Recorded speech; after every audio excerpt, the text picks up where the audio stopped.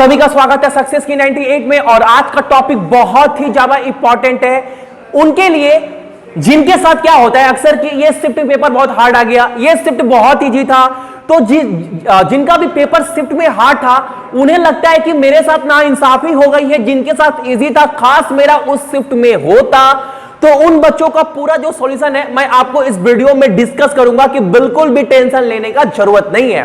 तो आप कोई भी एग्जाम देने जा रहे हैं, कॉम्पिटिटिव एग्जाम, आप एक बार इस वीडियो को देखिएगा ही देखिएगा और साथ में सारे स्टूडेंट्स के साथ शेयर करिएगा इस वीडियो को एक बार, क्योंकि बताने वाला हूं बहुत इंपॉर्टेंट टॉपिक कि निगेटिव मार्किंग मारकर मत आइए अपने एग्जाम में। क्यों नहीं मारना मैं आपको बताऊंगा, ठीक है।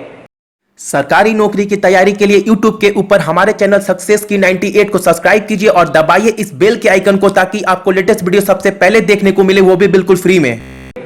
मान लीजिए अभी रिसेंट में जो एग्जाम हुआ वो SBI क्लर्क का एग्जाम था, ठीक है। आपको एग्जाम्पल लेके समझाते हैं, आई होप आप सभी समझ पाए होंगे। लेकिन एग्जाम्पल से पहले मैं आपको बता दूं, आपने बहुत बार सुना होगा IBPS के एग्जाम में या बहुत सारे एग्जाम में बहुत सारे स्टूडेंट को पता भी है, बहुत सारे स्टूडेंट को पता नहीं भी है।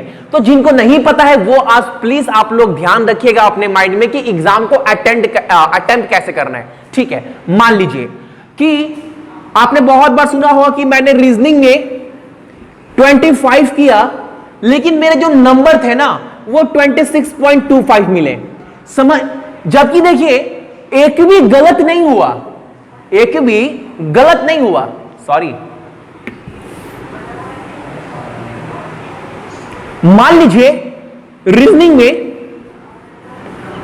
आपका जो अटेम्प्ट था वो 20 था लेकिन आपको मार्क्स कितना मिला 22.5।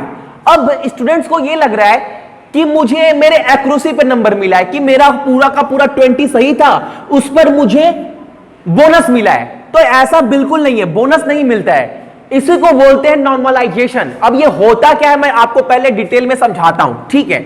मान लीजिए जैसे मैं बोला था अभी रिसेंट में जो एग्जाम हुआ वो स्टेट बैंक क्लर्क का हुआ, टोटल कितना शिफ्ट हुआ 12 शिफ्ट, राइट। मान लीजिए ये फर्स्ट शिफ्ट है, ये सेकेंड शिफ्ट, ये सेकेंड डे था, सॉरी डे, और ये थर्ड डे था, ठीक है।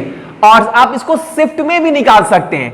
मान लीजिए ये पहला शिफ्ट है, ये दूसरा शिफ्ट है, ये तीसरा शिफ्ट है, ये फोर्थ शिफ्ट है। सेम इसी तरह first second third fourth, same यहां भी 1 2 3 4।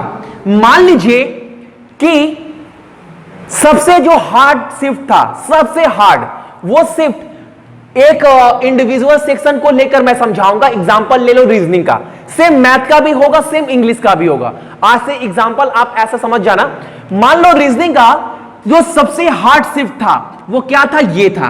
मान लीजिए जो सबसे हार्ड शिफ्ट एग्जाम था उसमें जितने स्टूडेंट बैठे थे उस शिफ्ट में ऑल ओवर इंडिया में, मान लीजिए जो हाईएस्ट मार्क्स गया आउट ऑफ 20 और 20 मिनट्स में आउट ऑफ 35 वो कितना गया, 30 गया। सबसे हार्ड शिफ्ट था, मान लीजिए सबसे हार्ड। उसके बाद जितने भी शिफ्ट हुए उसमें जो हाईएस्ट मार्क्स गया था एक स्टूडेंट का वो मान लीजिए 33, 34, किसी में 31, 32, 35 भी गया, 34, 33, 32। अब देखिए मान लीजिए यहां पर भी आप 32, 34, 35 कर दीजिए। देख रहे हैं जो सबसे हार्ड शिफ्ट था रीजनिंग के कंपेयर में वो ये था। अब होगा क्या, यहां पर बहुत सारे स्टूडेंट ऐसे भी हैं जो 20 स्कोर करेंगे, जो स्कोर 20, 21 करेंगे। लेकिन इससे क्या हुआ, जो एग्जामिनर है या फिर जो एग्जाम कंडक्ट करवा रहा है उसको एक बेसिक आइडिया मिल गया कि जिस शिफ्ट में सबसे हार्ड शिफ्ट था कौन। सबसे हार्ड शिफ्ट ये है क्योंकि यहां पर जो हाईएस्ट मार्क्स बनाए वो कम बनाए, वो कम बनाए।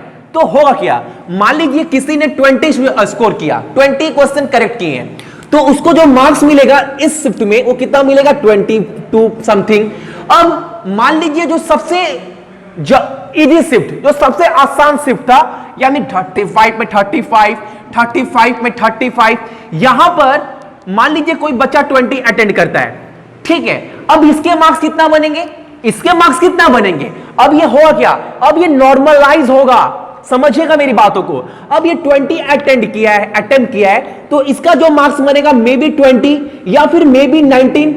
अब आप ये मत सोचिएगा कि 20 अटेम्प्ट किए लेकिन मेरा मार्क्स 19 बना कैसे, जबकि 20 के 20 करेक्ट मेरे आंसर थे। तो होता क्या है ना, मान लीजिए ये नियम बहुत दिन से चला हुआ आ रहा है बैंक के एग्जाम में, आपने बहुत बार देखा होगा, आपको वेटेड स्कोर मिलता है, उसी को बोलते हैं नॉर्मलाइजेशन। मान लीजिए अगर ये सब भी भूल जाइए, मान लीजिए आपके एग्जाम में 73 क्वेश्चन आप अटेम्प्ट किए, ओवरऑल की बात करते हैं, ओवरऑल की।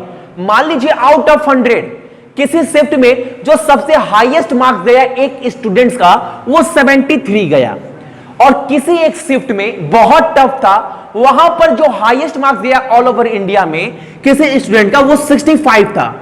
अब समझिएगा जो बिलो एवरेज बच्चे हैं, बिलो एवरेज स्टूडेंट है, वो इस शिफ्ट में कितना स्कोर कर रहे थे, मोर और लेस उनका अटेम्प्ट था कितना, मानकर चलिए 70। यहां पर जो बिलो एवरेज बच्चे थे या फिर ऑन एन एवरेज उनका अटेम्प्ट था 60, ठीक है 60। अब मान लीजिए इक्वल तो करना है, नॉर्मलाइज करना है, कटअप भी उसके बेस पर डिसाइड होगा स्टेट वाइज। मान लीजिए 70 60, अब ये 60 अटेम्प्ट किया है तो जो इसका मार्क्स बन सकता है वो कितना बन सकता है, 62.5 समथिंग। इसको 2.5 मार्क्स ज्यादा मिलेगा इसके अटेम्प्ट से भी ज्यादा।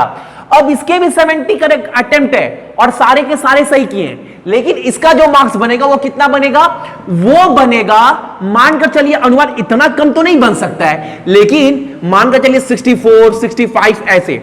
अब लेकिन एक बात आपको समझने वाला है, सबसे एक निष्कर्ष जो मोरल यहां से निकला, मोरल वो ये निकला है कि अटेम्प्ट ज्यादा मत करिए, आप अटेम्प्ट ज्यादा मत करिए, खास करके जो हाई लेवल के एग्जाम होते हैं यानी कि एसबीआई पीओ में आपको क्या करना है, एक्यूरेसी पे ध्यान देना है। और कल के एग्जाम में स्ट्रैटेजी क्या होना चाहिए स्टेट बैंक ऑफ इंडिया के, अगर आपको नहीं पता है ऊपर आई बटन में मैंने लिंक डाल दिया है और डिस्क्रिप्शन में भी मैंने उस स्ट्रैटेजी वीडियो का लिंक डाल दिया है, तो एक बार आप देख लीजिएगा। और इस वीडियो से थोड़ा बहुत भी आपको समझ में आया होगा एक चीज कि हमें एक्यूरेसी पर ध्यान देना है। क्यों, अगर मान लीजिए कोई स्टूडेंट 70 अटेम्प्ट करता है और उसका 10 गलती हो गया, तो 70 में 10 गलती यानी कितना नंबर कट गया उसका, 2.5। अब 60 में 2.5 लेस करें कितना स्कोर बनेगा, 57.5। उसमें भी उसका नंबर कम होगा क्योंकि ये इजी वाला शिफ्ट था, लेकिन यहां पर तो आपको जो ध्यान देना है, जितने आंसर मुझे करेक्ट आते हैं उतने ही अटेम्प्ट मैं करूंगा, ये अपने माइंड में रखिएगा। और खास करके बैंक पीओ के एग्जाम में, स्टेट बैंक पीओ के एग्जाम में माइंड में ये मत रखिएगा कि मुझे अपना अटेम्प्ट 70 प्लस लेकर जाना है, भूल से भी ऐसा अटेम्प्ट करिएगा। आप स्ट्रैटेजी वीडियो देख लीजिएगा, डिस्क्रिप्शन में नीचे लिंक में है, A to Z मैंने समझाया है कि एग्जाम में क्या करना है, ठीक है। आई होप सारे स्टूडेंट को थोड़ा बहुत जरूर समझ में आया होगा कि नॉर्मलाइजेशन होता क्या है, ठीक है। सो आज के लिए सारे स्टूडेंट का धन्यवाद, और जो भी स्टूडेंट चैनल पर नए हैं प्लीज चैनल को सब्सक्राइब करके नोटिफिकेशन के बेल को दबा लीजिएगा, ठीक है।